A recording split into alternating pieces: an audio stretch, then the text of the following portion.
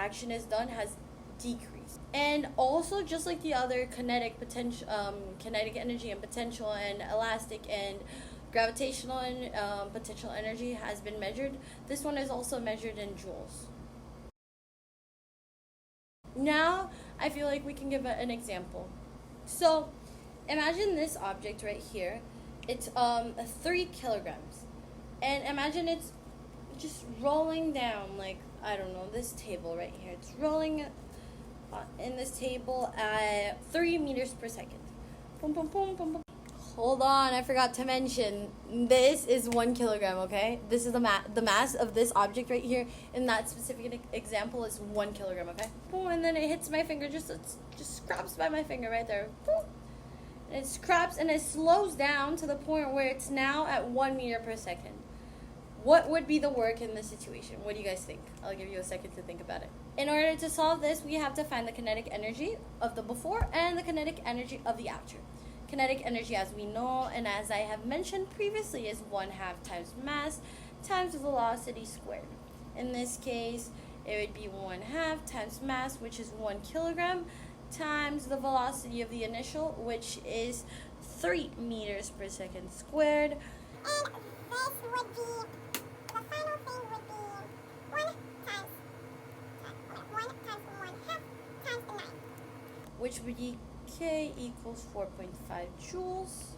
Okay, this is the before anything happens. Now we have to figure out the final kinetic energy, which would be 1/2 times 1 times 1, which is just 0.5. This means 0.5 joules. Now that you have both, you just subtract.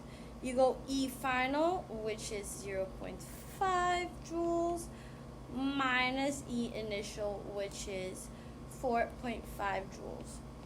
This makes the final change in energy -4 joules. The negative sign before the 4 just means that the object in general just lost energy. So this right here, after it hit my finger, it lost energy. Something I just have to add on to this is that if there was no negative sign at the end, at the -4 joules, that would mean that the overall object gained energy from this. So if I were to just imagine the ball, it's rolling right here, it's 1 kilogram, it's going at 3 meters per second squared, and it's going right there, and instead of just going like this and sort of stopping it, I'm pushing it. So I'm giving it a bit of a push. And now instead of 3, it's going at, I don't know, 5 meters per second squared. And now that means that instead of -4 joules, this would have a different outcome, and it would be positive. So it would be gaining energy instead of losing energy. Also, a possible misconception that might happen regarding work is that sometimes people may mistakenly believe that magnitude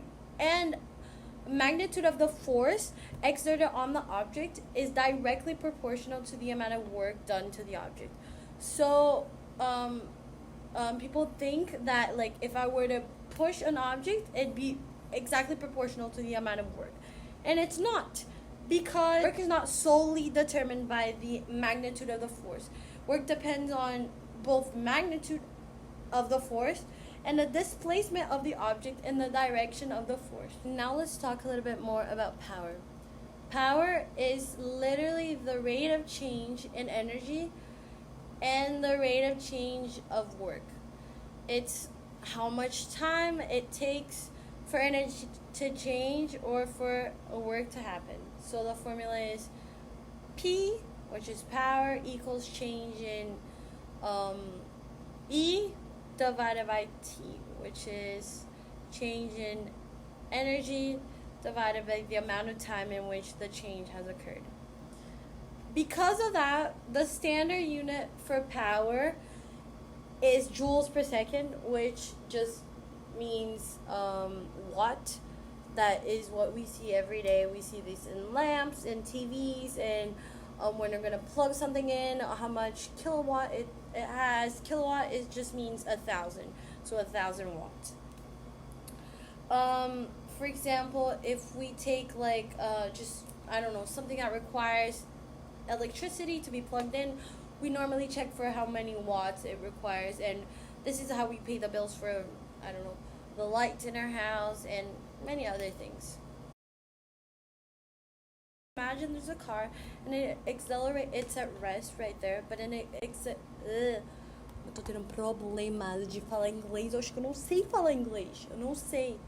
Enfim, imagine the car is at rest and then it starts speeding up at 25 meters per second squared at a time of 10 seconds. And then the car has a mass of 1,200 kilograms. Then imagine, how would you calculate the power produced by the car during this acceleration, the time of this period within 10 seconds? Now let's define the variables that we already have. So for initial velocity, we have 0 because the car is at rest. The final velocity is 25 meters per second squared. I accidentally mentioned wrong. I said 25 meters per second squared. I'm just noticing that right now in the last thing when I was given the details for the example.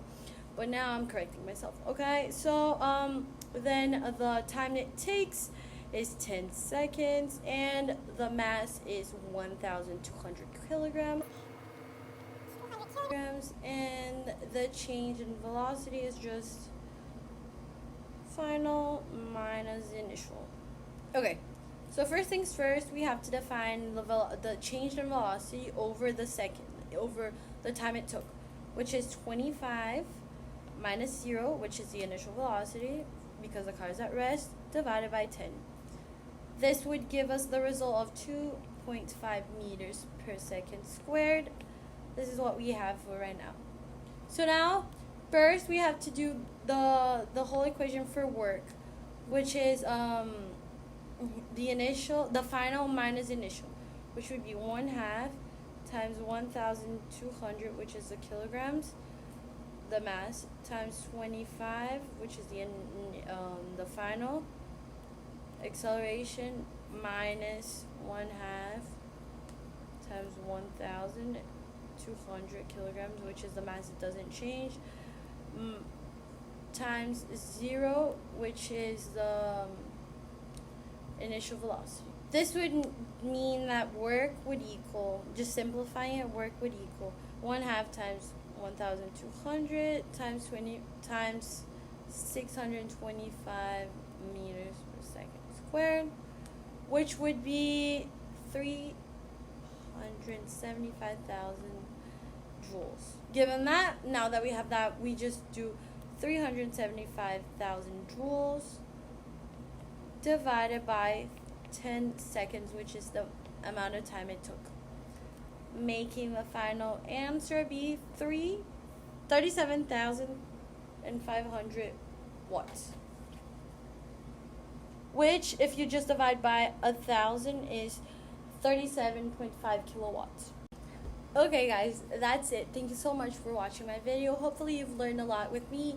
Hopefully you'll come back and learn some more someday when I become a teacher at university or whatever, because I have awesome teaching skills.